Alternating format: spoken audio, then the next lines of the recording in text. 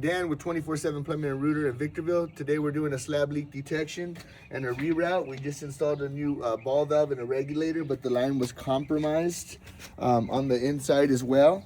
So we have our rattlesnake device, which is gonna, we fish in the pipe and it's gonna take us to where this bad pipe is going. So we're gonna know exactly which line to reroute.